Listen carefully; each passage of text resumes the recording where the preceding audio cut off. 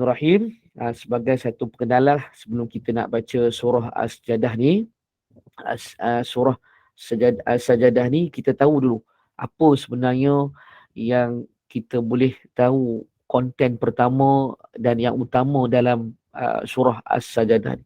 Yang pertama tuan-tuan, surah As-Sajadah ni juzuk ia adalah juzuk yang ke-21.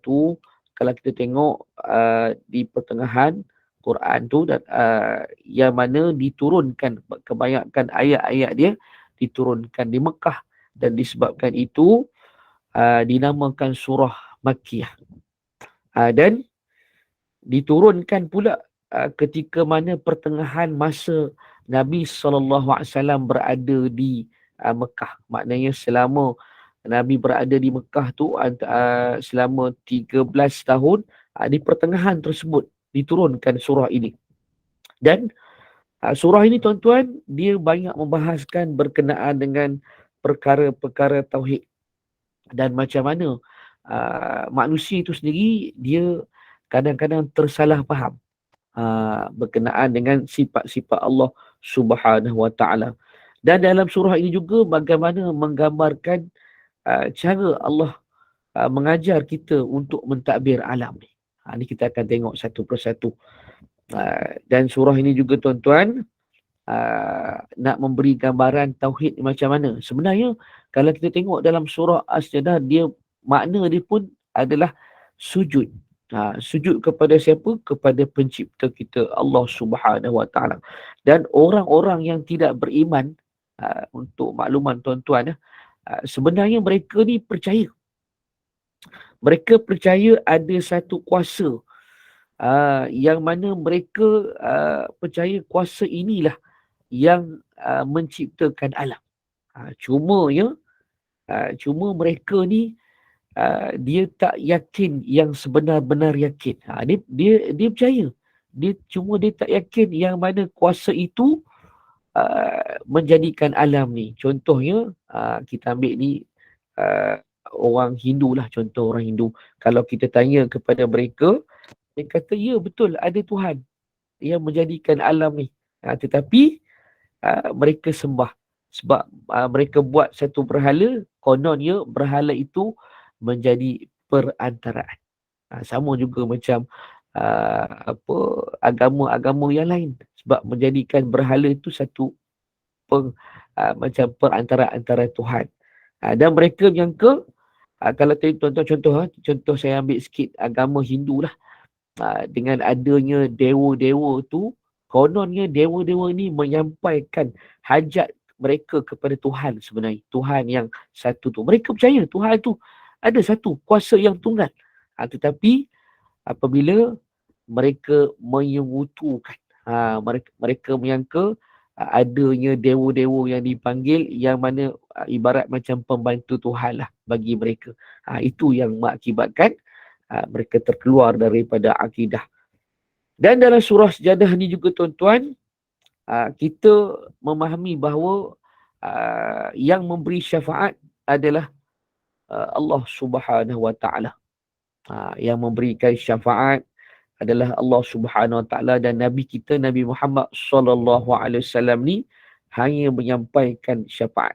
Dan kalau kita tengoklah tuan-tuan ya, untuk diberikan sesuatu petunjuk itu kadang-kala Nabi SAW boleh menyampaikan, tetapi untuk memberikan seseorang itu supaya diri tertarik dengan agama, contohnya agama Islam, bukanlah kuasa Nabi itu sendiri, tapi lebih kepada petunjuk daripada Allah Subhanahu Wa Taala. Sebab tu kita tuan-tuan, hari ini sebagai orang Islam, kita boleh sampaikan, kita kena cerita tentang agama kita ni, tetapi keyakinan kita bahawa satu hari nanti setiap apa yang kita sampaikan kepada siapa-siapa pun yang kita cerita tu, termasuklah orang bukan Islam, hanya Allah lah yang akan memberikan kepada mereka, kepada golongan-golongan yang kita sampaikan itu, petunjuk hidayah sebagainya. Itu salah satulah tuan-tuan ya. Okey. Dan dalam untuk makluman tuan-tuan juga, surah ini kalau kita tengok salah satu surah yang digemari oleh baginda Nabi sallallahu alaihi wasallam. Sebab tu Nabi sallallahu alaihi wasallam menyarankan kepada kita untuk membaca uh, setiap kali pada hari Jumaat, terutamanya waktu subuh, bacaan dalam rakaat pertama surah As-Sajadah, dan juga pada rakaat kedua surah Al-Insan. Dan Nabi juga tuan-tuan, kalau selama ni kita faham, kita dengar tiap malam kita baca surah Al-Mulk. Sebenarnya kalau kita tengok dalam hadis-hadis Nabi SAW, Nabi baca surah As-Sajadah. As-Sajadah ni sebelum tidur. Jadi kita ni malam ni kira okey lah. Walaupun tak baca sepenuhnya, kita baca sedikit saja daripada surah Sajadah ni. Jadi kita tahu, kita ambil maklum bahawa surah As-Sajadah juga dibaca sebelum tidur. Jadi insyaAllah selain pada surah Al-Mulk, kita juga boleh baca surah As-Sajadah ni. Dan Nabi mengamalkan surah ini setiap hari. Dan seperti mana yang saya sebutkan di awal tadi, surah As-Sajadah ni nilai dia cukup tinggi kerana nama dia juga bermakna sujud. Dan di dalam ayat yang kita akan baca nanti tuan-tuan, bila kita sampai kepada ayat tersebut, contohnya hari Jumaat, bila imam baca je, maka kita disunatkan untuk sujud apabila membaca ayat tersebut. Okey, boleh dengar tuan-tuan, saya tak dengar tuan-tuan macam mana respon tuan-tuan, dan saya tak nampak saya bercakap seorang-seorang ni. Jadi saya harap tuan-tuan boleh bersama-sama dengan saya lah. Sebab online ni satu cabaran dia bagi kita lah, untuk memahami bahawasanya tuan-tuan yang berada di luar sana masih bersama dengan saya. Sebab apa saya kadang-kadang tu takut saya sama-sama berseorangan saja. Jadi tuan-tuan, kita tengok, insyaAllah kita boleh tengok ayat yang pertama. Kita baca kita baca ayat 1 hingga 5 insyaAllah tuan-tuan. Boleh boleh tuan-tuan boleh bagi respon sikit? InsyaAllah. Boleh Ustaz. Boleh InsyaAllah. Ustaz. InsyaAllah tuan-tuan. Boleh Ustaz. Boleh Okay. Ustaz. Cuma saya nak tambah sikit lah. Kalau mungkin peringkat awal tadi kita buat intro, lepas tu kita akan baca satu-satu. Lepas tu kita boleh sesi mungkin pertanyaan, soal jawab sebagainya, dan kita sudahkan dengan doa. Boleh Okey.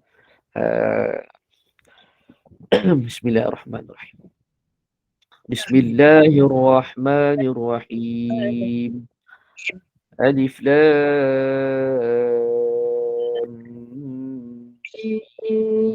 Mim.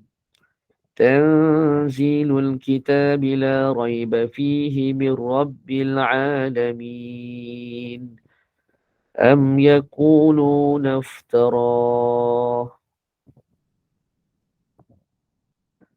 بل هو الحق من ربك لتنذر قوما ما أتاهم من نذير من قبلك لعلهم يهتدون.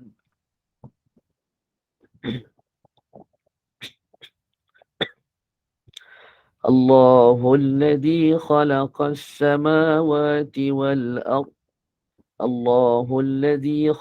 السماوات والأرض وما بينهما في 6 أيام ثم استوى على العرش ما لكم من دونه من ولي ولا شفيع أفلا تتذكرون.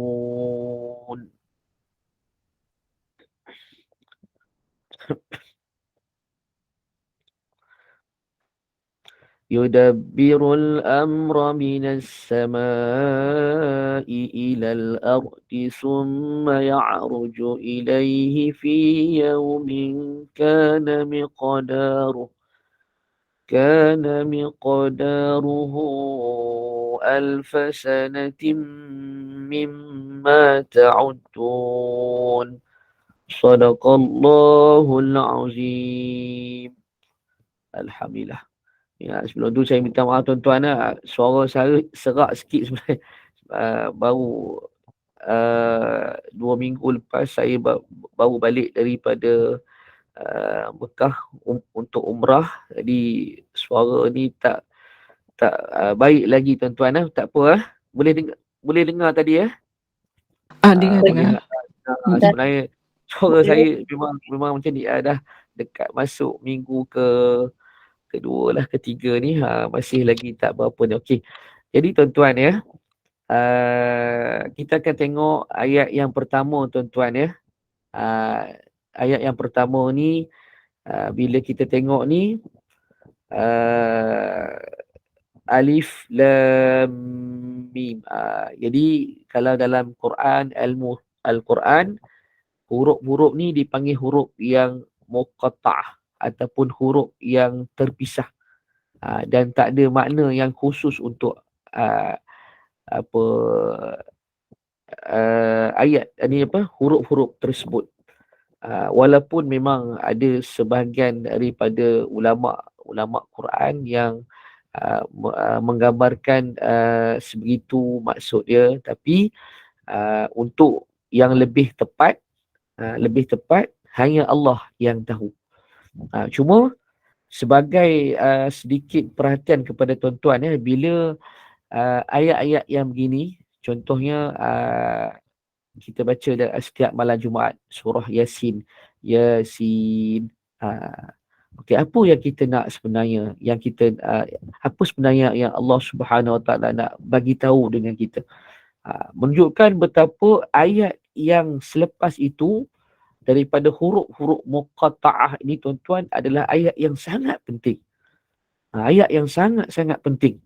Sebab tu tuan-tuan kalau kita ambil contoh tadi surah Yasin, ataupun kita tengok baca daripada surah Al-Baqarah sendiri, Alif Lam Mim. Okey. Jadi ada kepentingan yang mana ayat selepas tu yang kita boleh bawa untuk diri kita dan dalam kehidupan kita. Dan kita tengok ayat yang kedua tuan-tuan Ayat yang kedua ni apa makna dia? Okey, ni ada makna tuan-tuan. Kita boleh dapat Tanzilul kitabi la raiba fihi min rabbil alamin. Apa maksud dia? Tanzilul kitab, diturunkan Al-Quran. Al-Kitab tu maksud dia Quran. Yang kita tengah pegang depan kita ni, diturunkan Al-Quran yang tidak ada keraguan pada la raiba fiha. Ni hari ni tuan-tuan, selain daripada kita membaca, kita faham juga sedikit sebanyak dalam makna ataupun terjemahan dalam bahasa Arab ni. Selepas ni tuan-tuan, bila kita dah baca surah As-Sajadah ni, bukan saja kita hafal, kita faham makna dia. Tanzil tu maksud dia diturunkan. Al-Kitab apa dia? Al-Quran. Al-Quran ini la raiba fi, yang tidak ada keraguan baginya, mir rabbil alamin, iaitu daripada siapa? Daripada Allah yang mentadbir seluruh alam ini. Okey tuan-tuan, sedikit tuan-tuan kita nak ambil orang kata bagaimana kita nak faham lebih dalam. Sebab tu dalam kita nak memahami Quran ni tuan-tuan, pertama kita baca, kemudian kita tengok makna ni, kemudian kalau ada tafsir kita tengok tafsir, dan satu lagi tuan-tuan dinamakan tadabbur. Dia ada satu lagi selain pada tadabbur, tazakkur. Okay, tapi tak apa tuan-tuan, itu istilah je. Di malam ni kita nak tengok, kita nak ambil satu tuan-tuan. Dalam ayat yang kedua ni, kalau boleh tuan-tuan nak salin pun tak apa, salin pun lagi bagus. Sebab kita ni kadang-kadang mudah terlupa. Kita lupa tuan-tuan, kita lupa apa yang kita belajar. Sebab tu kena belajar dan ulang. Belajar ni kena ulang tuan-tuan Okey. Tanzilul kitab, diturunkan Al-Quran ini.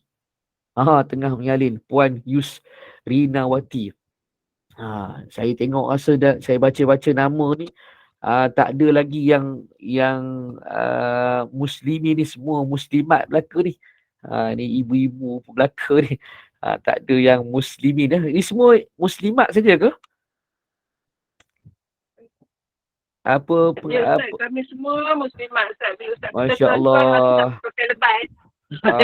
Saya seorang sajalah yang muslimin. Saya seoranglah muslimin makin pupus nampak gaya.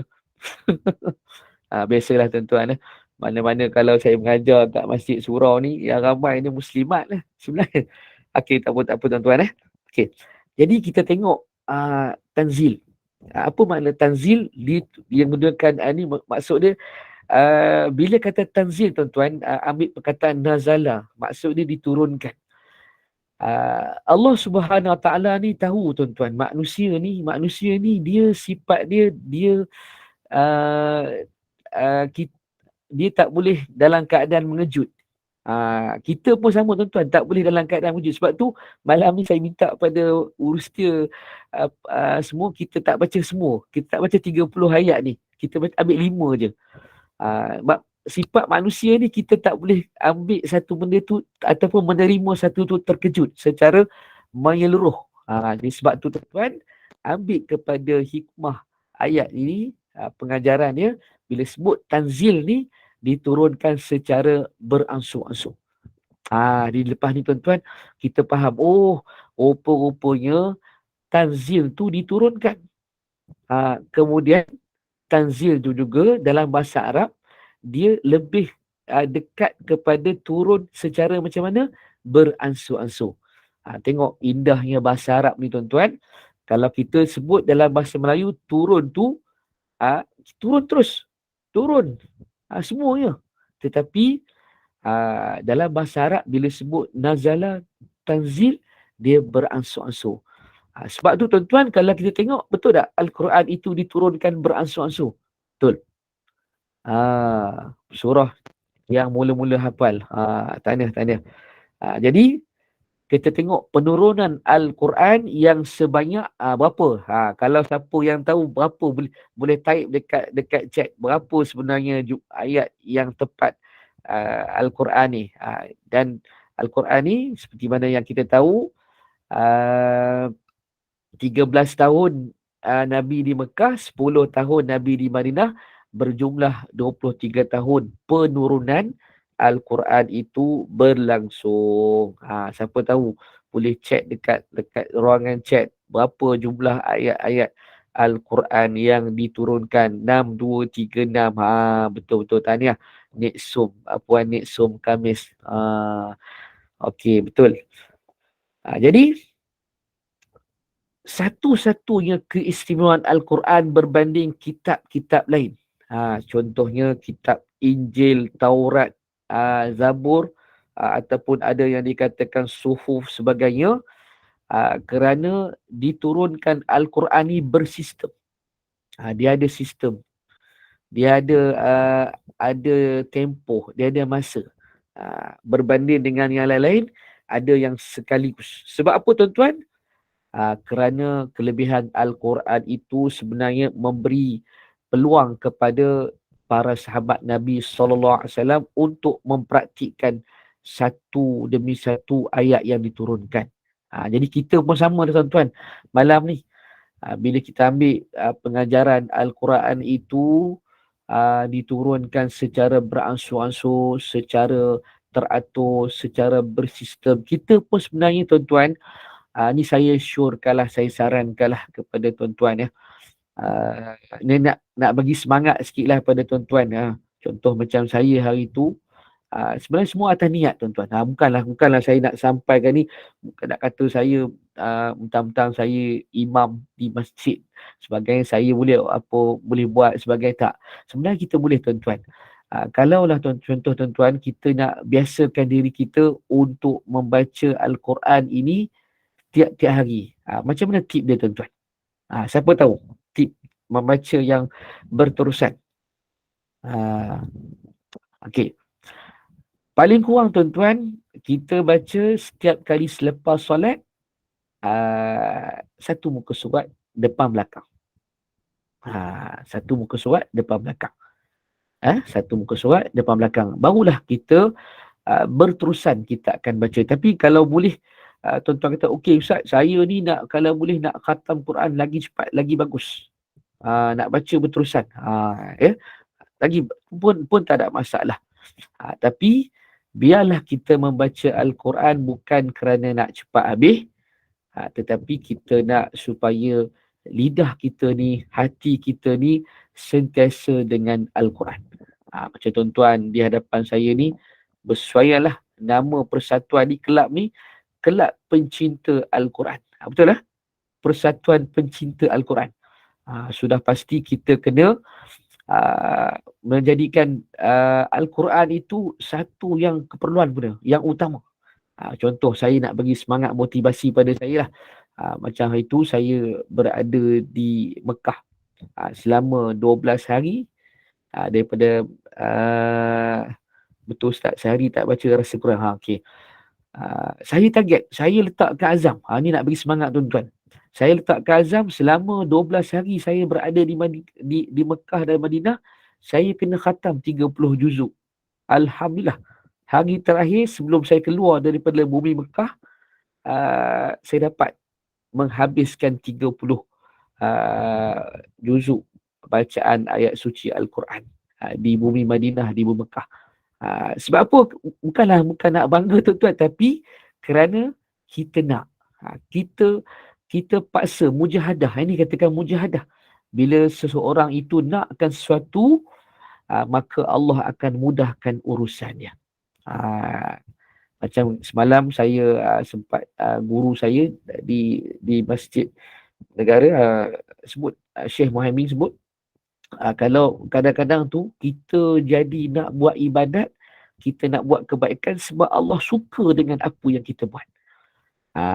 Itu yang kita nak. Dan paling takut bila Allah tak dah lupakan kita.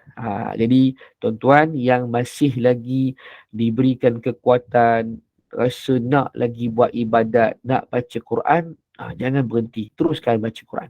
Kalau boleh, ni saya nak share lagi satu tip lah. Kalau boleh, Alhamdulillah pernah khatam 14 hari di mana, tahniah. Kalau boleh tuan-tuan, dalam telefon kita, telefon kita ni adalah apps Al-Quran. Kalau saya sendiri pun, saya letak dalam telefon saya 4 apps Al-Quran yang berbeza, semuanya tentang Quran. Maknanya kita ni dalam usaha nak menjadikan kita dekat dengan Quran, tak adalah orang kata tengok benda-benda lain ataupun dalam erti kata kita lara lah. Tidak tuan-tuan, minta maaf saya sebutlah, kadang-kadang umur kita 50, 60 ni masih lagi dengan game dalam telefon, masih lagi kita nak tengok hiburan. Bukan tak boleh maksud saya, tapi sebenarnya perkara-perkara yang sebegitu mengakibatkan kita membuang masa. Sekarang ni tuan-tuan, masa kita makin terhad. Kalau tuan-tuan tak percaya, tuan-tuan tengok, bacalah surat khabar di luar sana, tuan-tuan tengok. Hari-hari akan ada peristiwa-peristiwa, contoh kemalangan, jalan raya, orang tu mati, orang ni mati, meninggal, sebagainya, lemas. Tengok tuan-tuan, kematian tu semakin dekat dengan kita. Kalau kita tak berusaha, kita tak menggunakan masa yang ada, maka tak sempatlah sebenarnya untuk kita memperbanyakkan amal ibadah. Okey, itu satu tuan-tuan ya. Okey, kita tengok lagi sikit tuan-tuan. Satu lagi tuan-tuan, ni saya bila dah kita sampai bulan Rejab ni, maknanya nanti tak lama kita akan sampai pada bulan Syaban dan terusnya masuk kepada Ramadan. Okey. Kita tuan-tuan ya, bukan sebab kita nak habiskan cepat. Kadang-kadang dalam bulan Ramadan ni kita betul lah kita bertadarus, kita baca sebagian bagus. Itu bagus tuan-tuan. Saya sangat-sangat galakkan. Sebab bila kita baca ni, kita sentiasa berada bersama-sama dengan Al-Quran, sahabat Al-Quran, ashabul Quran. Cuma tuan-tuan, kena ambil masa sikit. Kadang-kadang tuan-tuan, bila kita dah baca tu kita tengok mana-mana ayat untuk dibuat ataupun kita tadaburkan. puan-puan tak ada, tuan kena, tuan kan apa ni. Okey. Jadi kita kena bersabar tuan-tuan. Sabar, sabar dalam erti kata kita baca tu tak terlalu golojoh nak habis. Bukannya baca Quran, khatam Quran, tadarus Quran supaya cepat habis satu perlombaan. Tak. Al-Quran tu sendiri secara sedikit-sedikit supaya kita baca, hati kita pun akan terasa yang Al-Quran itu ibarat sedang berkata-kata. Tu. Jadi itu tadi tanzil tuan-tuan. Tuan-tuan boleh salin. Yang pertama tadi tanzil. Apa tanzil? Saya ulang. Tanzil tu diturunkan secara beransur-ansur. Okey. Ambil lagi satu. Okey, tadi tanzil. La raiba fi. Kita ambil satu-satu ayat boleh La raiba fi makna tidak ada sebarang keraguan. Tak ada langsung kita syak. Kalau ada pun tuan-tuan, contohlah kita kata, saya baca Al-Quran rasa macam baris salah. Akan ada orang yang dapat kesan. Contoh, ada orang buat ayat-ayat palsu ataupun dia ubah sikit je. Diturunkan secara baksuha betul. Jadi, la raiba fi, tidak ada keraguan baginya. Quran ni tuan-tuan, dia tak macam kita baca cerita, tak macam kita baca surat khabar, tak macam kita baca bahan-bahan baca ayat lain. Semuanya tepat, semuanya benar tuan-tuan. Sebab tu tuan-tuan, Al-Quran ni tuan-tuan adalah kalam Allah. Bila kata kalam Allah ni, dia juga sebagai mukjizat, penyembuh dan sebagainya. Dan kita tuan-tuan sudah semestinya kena ambil satu semangat yang tinggilah. Tambah sekarang kita berada dalam bulan Rajab, kita berazam supaya menjadikan Al-Quran ini dalam rumah kita, kat mana-mana pun sentiasa yang Quran. Tu saya sarankan tadi, kalau tuan-tuan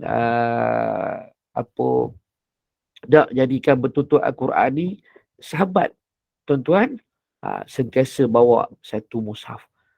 Kalau rasa payah sangat, contohnya ala ustaz, mushaf ni payah, ambil yang terjemahan. Kalau payah sangat tuan-tuan, ada yang aplikasi. Aplikasi ni tak ada masalah sebab dia bukan keseluruhan Al-Quran yang kita bawa, sebab dia hanyalah apps yang dimuatkan dalam telefon. Tu tak ada masalah. Tak berwuduk pun tak. Tapi kalau nak berwuduk, alhamdulillah, tak salah tuan-tuan. Okey. Dan ayat yang berikut dia, Mir Rabbil Alamin, daripada Tuhan yang melihara mentadbir alam ini. Jadi tuan-tuan satu yang saya nak ingatkan di saya lah. Ingatkan di saya dan tuan-tuan Al-Quran ni bukannya satu buku yang kita simpan dalam rak. Jadikan hiasan. Sepatutnya Al-Quran itu dijadikan bacaan harian kita. Setiap masa, setiap ketika. Barulah Al-Quran itu tidak akan mendakwa kita nanti. Kerana itu tuan-tuan, kita jadikanlah Al-Quran itu suatu senjata yang utama. Kalau kata senjata tu macam mana? Senjata tu sentiasa ada di tangan kita. Bukannya senjata yang kita letak simpan, bila dah tumpul baru kita nak guna. Sebab tu kadang-kadang tuan-tuan minta maaf lah saya sebut di sini bagi yang menghafaz Al-Quran. Bila lama tak ulang, bila lama tak murajaah, dia akan lupa tuan-tuan. Sebab apa? Sebab kita tinggalkan. Tu sebab tu Al-Quran ni dia ada macam perangai tuan-tuan. Perangai macam mana? Merajuk. Merajuk tu maksud dia kalau kita tak jumpa, kita tak pegang, kita tak belai, kita tak belik, kita tak buka, dia akan susah kita nak baca. Maksud saya, kita nak baca tu kadang-kadang apa ayat ni susah nak sebut. Kalau Al-Quran, apa soalan tu tadi? Saya tak sempat nak baca tadi. Apa tadi ada puan tanya soalan. Tak apa, kita sambil-sambil tuan-tuan sambil-sambil tengok apa tadi makna dia. Kalau Al-Quran tu banyak, macam mana ustaz, kena semua, guna semua ke? Tak.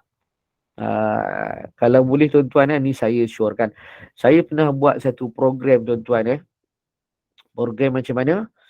program kita infakkan Al-Quran yang kita tak nak baca ni kepada sahabat-sahabat kita di luar daripada Malaysia.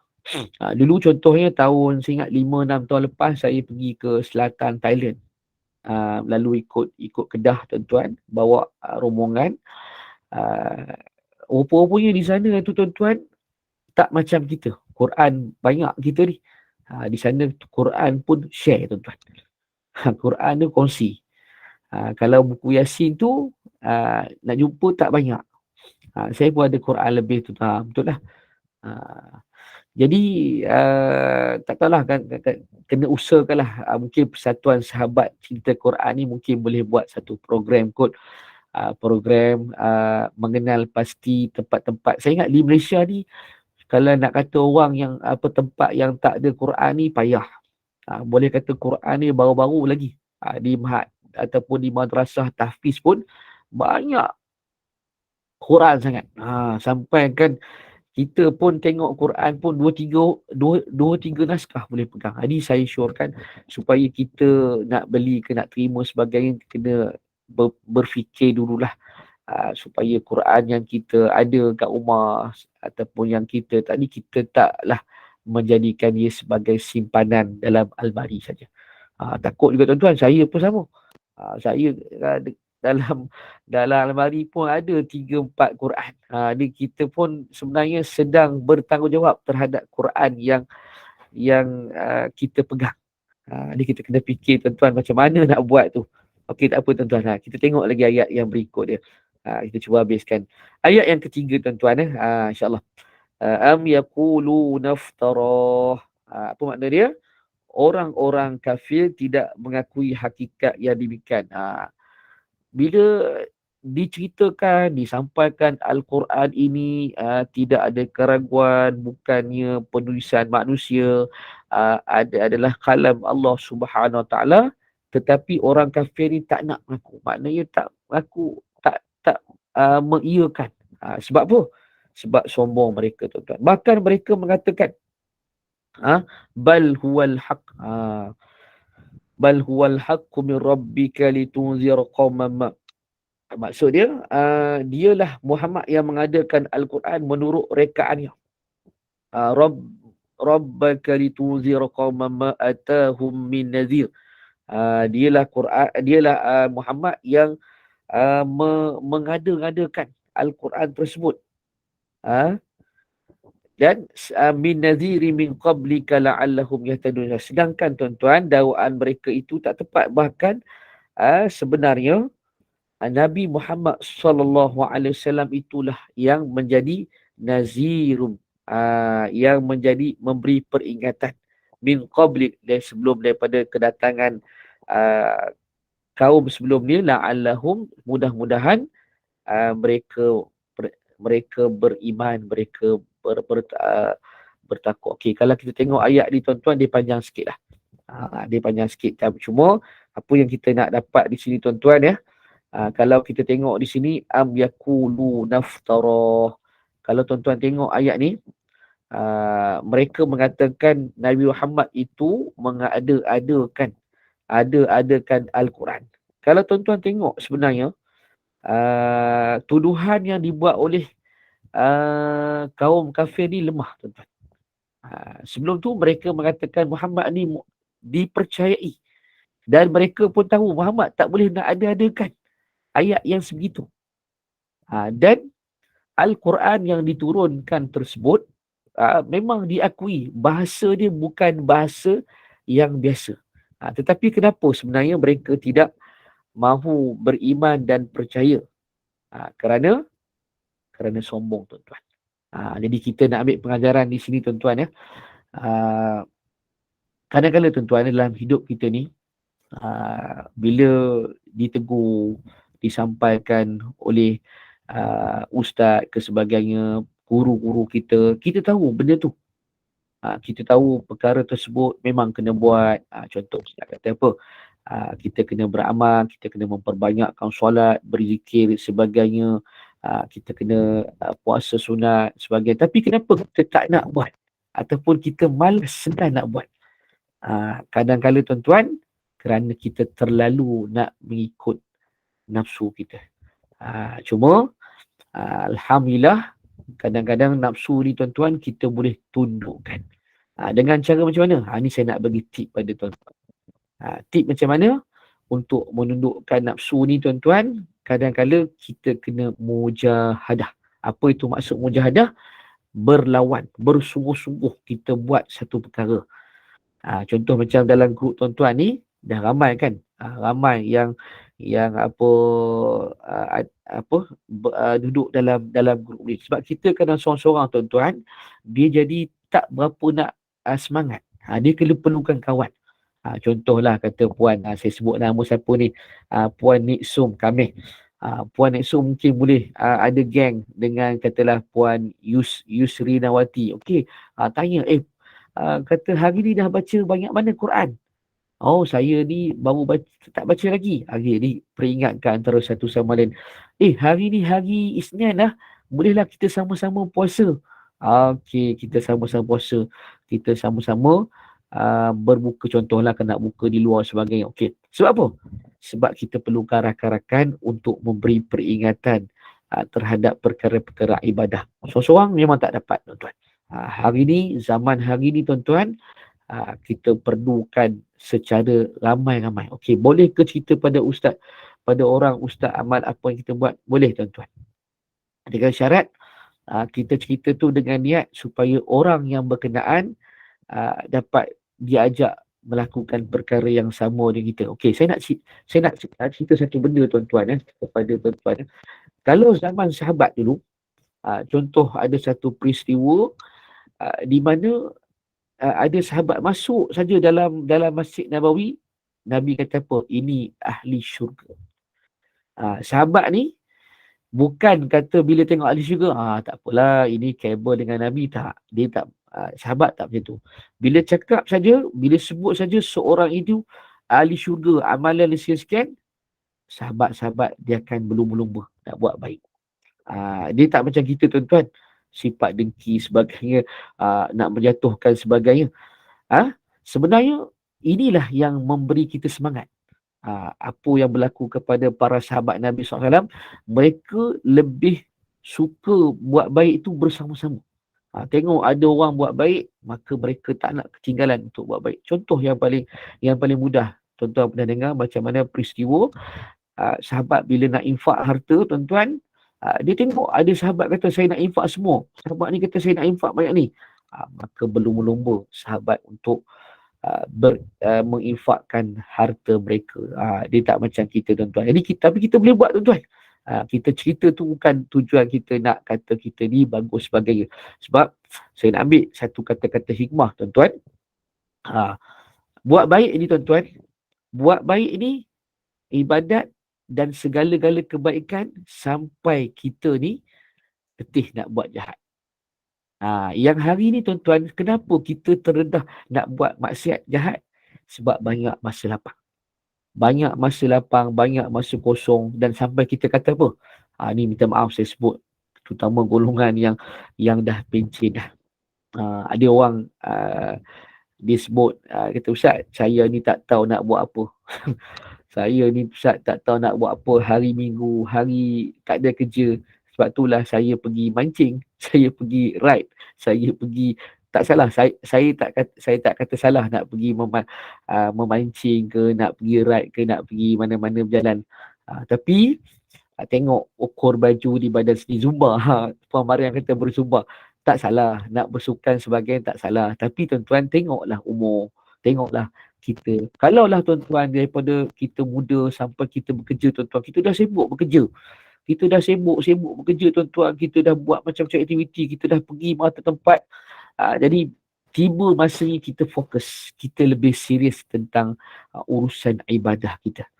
Kalaulah umur 60, 70 masih lagi ada cerita nak, orang kata, nak ride lah, apa, motor sebagai, saya rasa lebih baik ride ke masjid lah.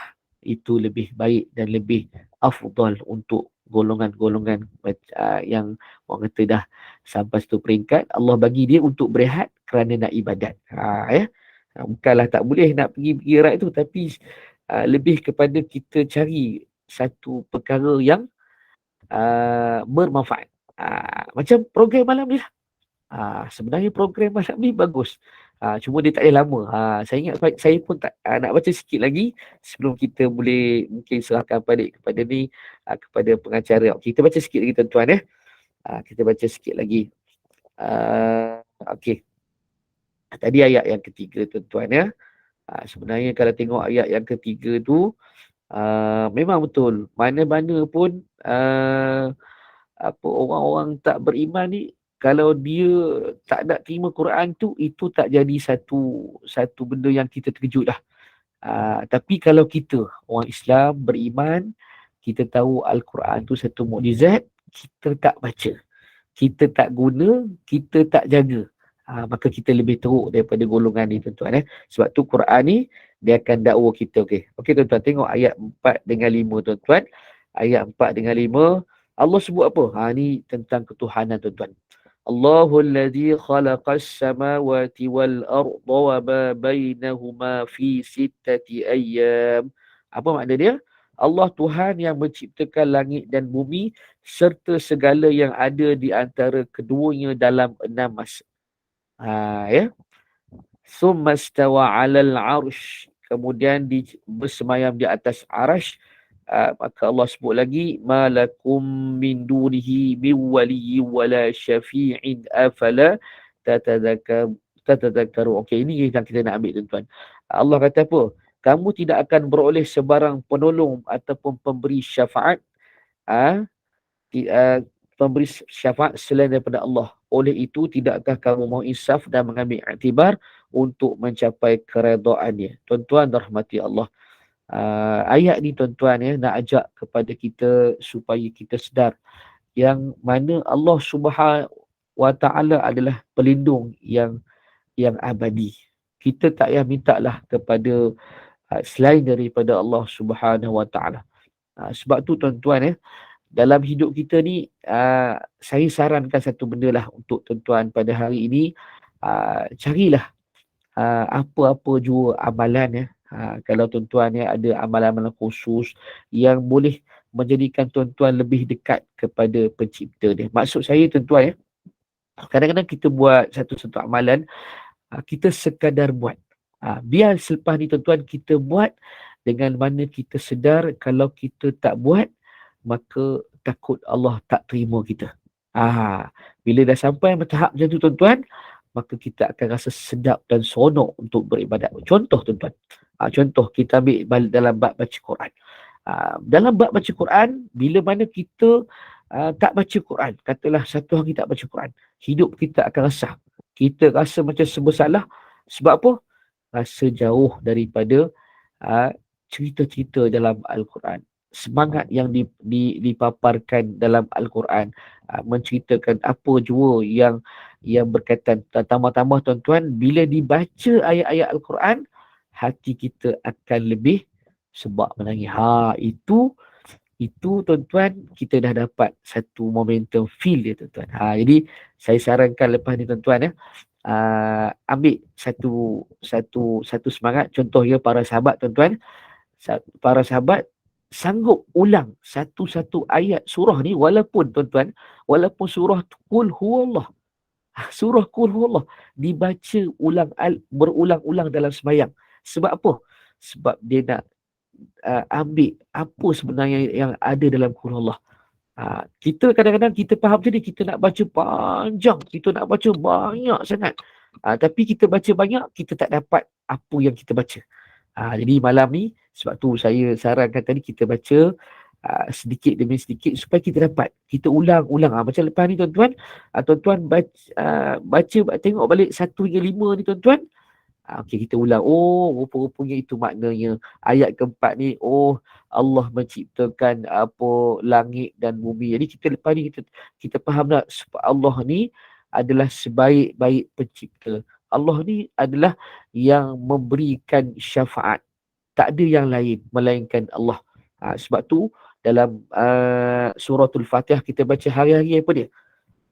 Ihdinas siratal mustaqim. Ya Allah, tunjukkan kami jalan yang lurus. Sebelum tu kita minta apa?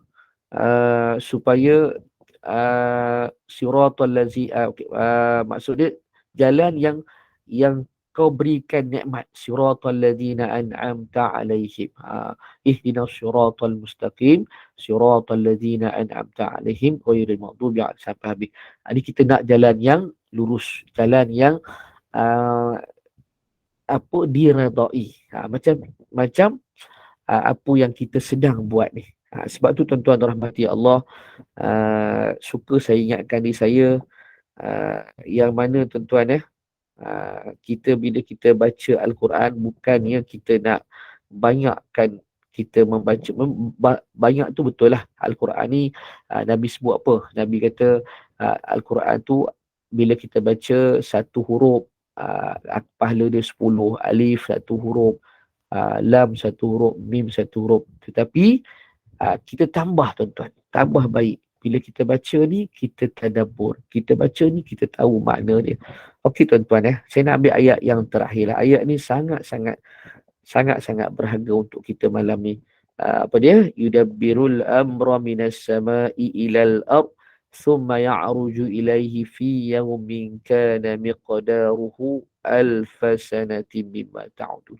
Allah mentadbirkan makhluk-makhluknya bagi melaksanakan urusan tersebut, dan dia menurunkan segala peraturan dari langit dan bumi untuk diangkat naik kepada pengetahuannya, dan segala yang berlaku dari pelaksanaan takbirnya itu akan dirasai pada satu masa, iaitu ibarat 1000 tahun bilangan menurut hitungan masa kamu yang biasa. Jadi tuan-tuan rahmati Allah, kalau kita tengok hari ini, Allah memberikan kepada kita seluas-luasnya kuasa untuk kita mentadbir alam ni tuan-tuan. Tetapi yang kita risaukan tuan-tuan, takut-takut apa yang kita sedang buat ni Allah tak terima. Sebab tu tuan-tuan kena ada sentiasa bermuhasabah.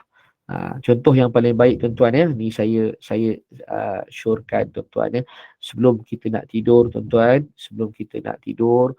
kita muhasabah balik, ingat daripada pagi sampai sebelum kita tidur, apa yang kita dah buat, apa dosa-dosa yang kita dah buat, apa yang kita dah buat pada suami kita, pada isteri kita, pada anak-anak, pada jiran-jiran. Maka kita istighfar banyak-banyak, kita ampun kepada Allah SWT, supaya esok kita bangun, kita tak mengulang kesilapan yang sama. Jadi itu adalah lebih baik, supaya kita tahu Allah mentadbir. Bila kata Allah mentadbir alam ini, langit dan bumi, bermakna tuan-tuan, semua yang kita buat dalam pengetahuan Allah Subhanahu Wa Taala. Kita pergi mana-mana tuan-tuan, Allah perhati kita. Kita buat apa pun, Allah perhatikan kita. Sebab apa? Kita nak supaya Allah menjaga kita. Ni macam sekarang tuan-tuan. Sebenarnya program-program sebegini bagus, sebab kita mengajak orang lain bersama-sama supaya dapat naungan daripada para malaikat. Sebab apa? Majlis-majlis ilmu ni sebenarnya adalah majlis-majlis zikir yang ingat kepada Allah Subhanahu Wa Taala, yang ada malaikat bersama-sama yang mencatatkan kehadiran kita, dan Allah memberikan kepada kita naungan. Jadi tuan-tuan rahmati Allah, itu serba ringkas lah. Saya tak pergi terlalu deep lah, terlalu dalam. Apa yang dalam ayat pertama sampailah ayat yang kelima. Secara kesimpulan ni tuan-tuan, kita bawa daripada ayat 1 hingga ayat kelima, sebenarnya nak menggambarkan kepada kita kehebatan Al-Quran. Ini betul lah. Malam ni sebagai satu introduction, sebagai satu pengenalan. Sebab apa? Sebab apa kita baca Quran? Sebab apa?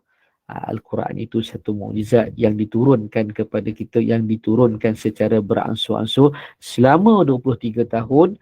Nabi berada di Mekah dan juga di Madinah, dan jadi mukjizat kepada kita, memberi syafaat kepada kita, dan Allah Subhanahu Wa Taala menyarankan kepada kita untuk belajar apa yang ada dalam Al-Quran.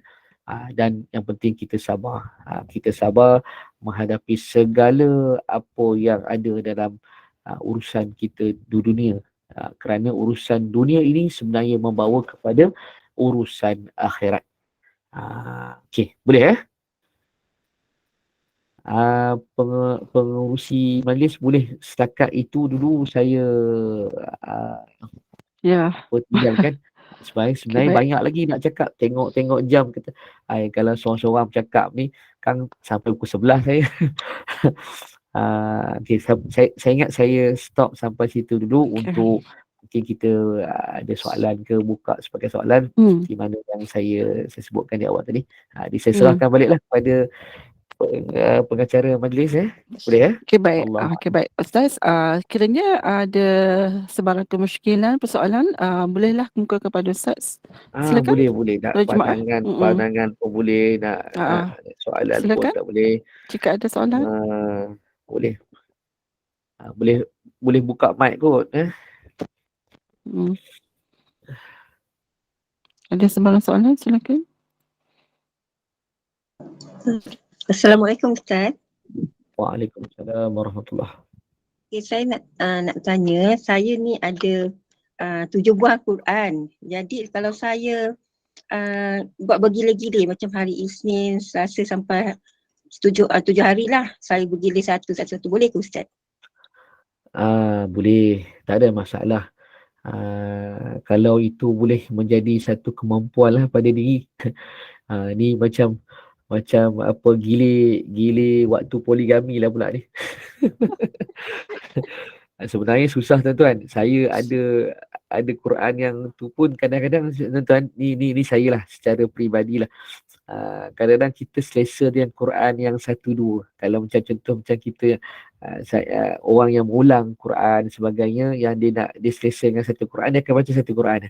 Tapi tak ada masalah kalau itu yang terbaik. Cuma saya sarankan macam ni lah. Mungkin boleh Puan Salinah lah, servis B lah, kalau ada yang lebih memerlukan, contohnya pusat-pusat pengajian sebagainya yang memerlukan Al-Quran, boleh dihadiahkan, diinfakkan. Tapi janganlah infak yang dah rosak. Kalau yang dah rosak tu, ni saya nak sebut dalam ruangan ni. Kalau dah rosak nanti mungkin persatuan boleh kumpulkan yang dah koyak sebagainya, yang dah lama, hantar ke Masjid Negara. InsyaAllah kita ada tempat dan kita akan bawa ke tempat pelupusan Al-Quran. Jadi Quran tersebut tak dah nanti kita tinggalkan dalam keadaan berhamuk pula dekat rumah, terkoyak sebagainya. Ni kalau tak baca tu, kita bagilah. Sebab dulu saya pernah buat macam ni. Di masjid saya banyak sangat Quran.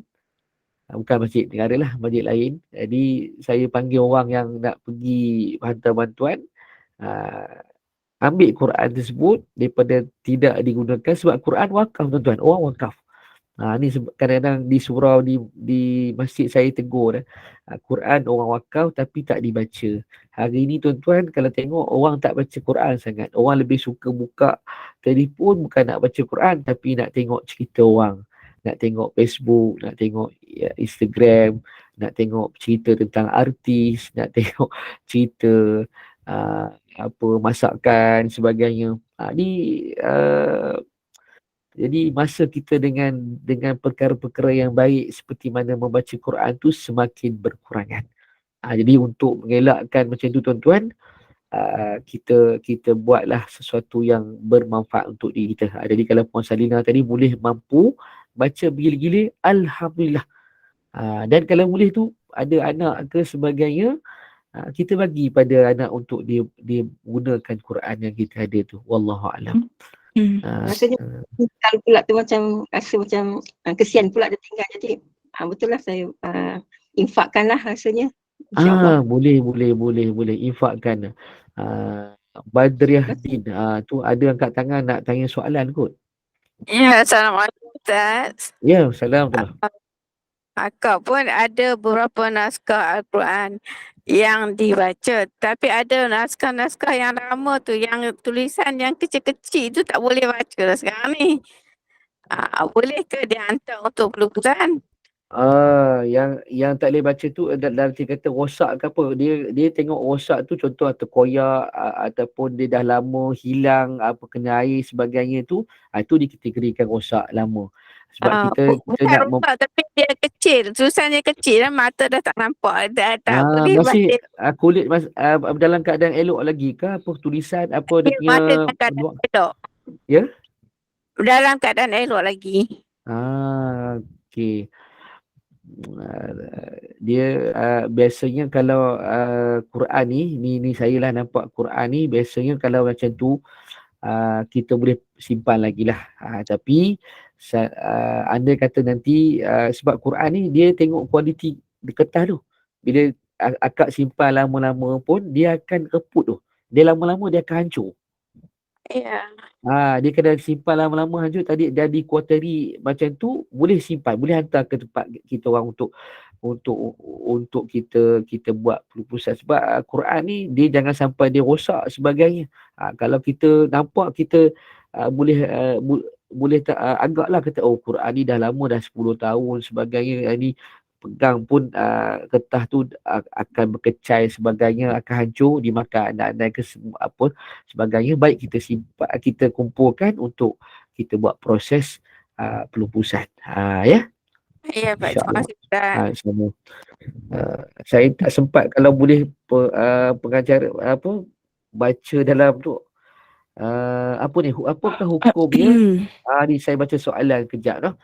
Silakan Ustaz. Ni hukum kepada mereka yang mohon syafaat kepada manusia seperti Nabi, orang alim, sedangkan dalam surah ni terang-terang Allah telah memberitahu sebenarnya Allah hanya beri syafaat. Okey, manakala bahawa itu memberi syafaat di mana Allah beri perhormatan untuk memberikan saja syafaat Allah Ta'ala. Okey, saya ulas sikit lah.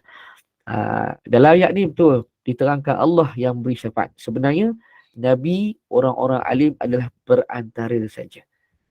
Perantara saja. Sebab tu tuan-tuan ya, dalam bab ni kita kena mohon direct dengan Allah Subhanahu Wa Taala. Tapi tak ada masalah kalau kita nak minta contoh saya sebutlah.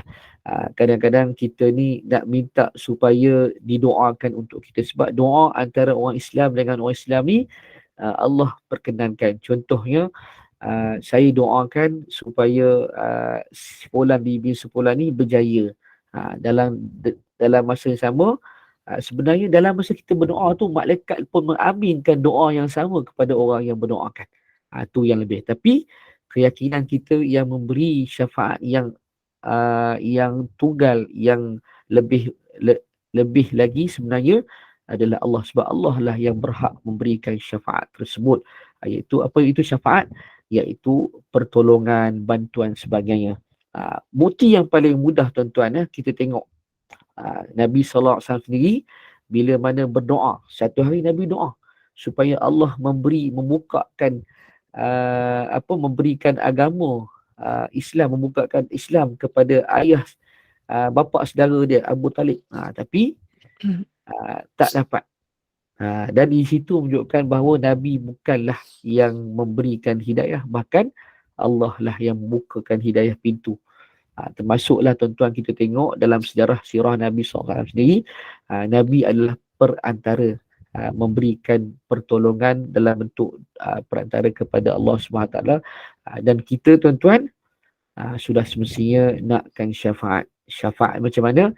Syafaat melalui lisan Nabi SAW bila mana kita sentiasa berselawat. Seperti mana kita baca dalam surah Al-Ahzab tu, berselawatlah kepada Nabi SAW, nescaya Allah akan berselawat kepada kita. Kepada siapa yang berselawat kepada Nabi SAW? Kerana Nabi itu adalah kekasih Allah SWT, antara kita dengan dia. Jadi betul lah seperti mana Ania ni hukum dia. Kalau kata dia tak tahu ni tak apa tuan-tuan tak ada masalah. Tapi bila tahu kita kena ingat dan percaya yang memberi syafaat, memberikan pertolongan hanyalah Allah, memberi pengampunan pun hanyalah Allah, yang memberi petunjuk hanyalah Allah. Bukti dia tengok kita baca hari-hari dalam suratul Fatihah. Apa dia? Kita minta ihdinas siratal mustaqim. Ya Allah, tunjukkanlah kami jalan yang lurus. Jadi macam mana Allah nak tunjukkan jalan yang lurus? Allah hantar para nabi, Allah hantar para rasul, Allah hantar para alim, para ulama untuk mengajarkan kepada kita bagaimana untuk taat kepada Allah, bagaimana untuk mendapatkan pertolongan Allah Subhanahu Wa Taala. Okey, wallahu alam. Okey, boleh ya? Okey, ada lagi. Ada bayaran tak? Tak ada bayaran. Puan Syarifah Azizah, tak ada bayaran. Free of charge. Hantarlah. Kumpul banyak-banyak dulu, barulah hantar kepada masjid, insya-Allah. Okey. Saya serahkan balik kepada pengerusi majlis. Dah tinggal 47 orang dah. Separuh dah tinggal. Jazakallahu khair wa afal Ustaz. Ada lagi Puan Ada Badriah lagi. nak tanya, nak angkat tangan tu. Silakan Puan. Saya ingin ada kemusykilan tentang kadang-kadang kan kita pergi majlis walimah kan, dia orang suka bagi naskah-naskah Yasin dan sebagainya. Jadi kadang-kadang benda jadi banyak Ustaz. Bagaimana, apa yang patut dilakukan kan, sebab nak baca semua tu kita selalu baca Al-Quran kan, jadi naskah yang kecil-kecil tu macam mana nak buat? Tu pun satu isu sebenarnya. Orang kahwin ni dia jadikan barang macam hantaran pula, macam gift pada orang ramai. Sedangkan buku Yasin tu sebenarnya untuk dibaca, dan kita tahu bila kita bagi tu orang tak baca je. Orang tak akan baca. Orang lebih suka baca benda lain. Tambah kalau ada Al-Quran pun dia, dalam telefon, baca dalam telefon je. Jadi kalau macam tu tak apa, Puan simpan, orang bagi ambil lah, simpan, dan jangan dibuang lah di mata-mata pula. Simpan, dan sekiranya ada, macam saya sebut tadi, ada tempat, ada lokasi tertentu yang memerlukan, bolehlah diserahkan. Tapi secara jujur tuan-tuan, saya dah tengok di Malaysia ni, kebanyakan dia nak kata tak ada Quran payah. Memang banyak sangat Quran. Sampaikan pusat-pusat pengajian pun dah cakap, kami tak naklah pusat Quran. Kami dah tak nak Quran dah. Kalau nak sumbang benda lain, nak infak benda lain, tak apa. Adik saya pun ada terfikir juga, Puan Badariah dengan yang sahabat pencinta Quran lain. Kalau ada nanti saya nak buat program juga, sebab di selatan Thailand, belah sepadan tu memang memerlukan sangat Quran yang macam ni. Kalau nanti tuan-tuan boleh himpunkan, kalau ada saya boleh hello-hello lah contohnya. Ataupun ni saya syorkan lah, mana dah tahu kan tuan-tuan nak ikut program. Ni promote lah pula. Sebab saya pernah buat program macam ni, saya cerita lah. Dulu saya buat program, saya pergi ke Satun dengan bas, ada satu bas rombongan surau biasa, bawa muslimin muslimat. Kita pergi ke Satun untuk serahkan Quran. Termasuklah juga naskah-naskah buku Yasin ni, yang bukan kita tak nak baca, tapi banyak sangat. Daripada tak baca, baik kita bagi kepada mereka yang nak memerlukan. Sebab kat sana tuan-tuan, memang nak baca sangat, tapi tak ada. Memang tak ada Quran. Memang tak ada, kurang sangat. Kalau ada pun berkongsi sama. Berkongsi antara mereka yang tinggal di sana lah. Jadi mungkin pihak urus dia kalau kata nanti nak, mungkin ada terfikir nak rancang, bolehlah kumpulkan. Mana tahu ada rezeki lagi, mungkin saya boleh pergi sekali lagi ke selatan Thailand sana tu, untuk buat program yang sama lah. Dah lama dah sebenarnya tak buat program tu. Wallahualam.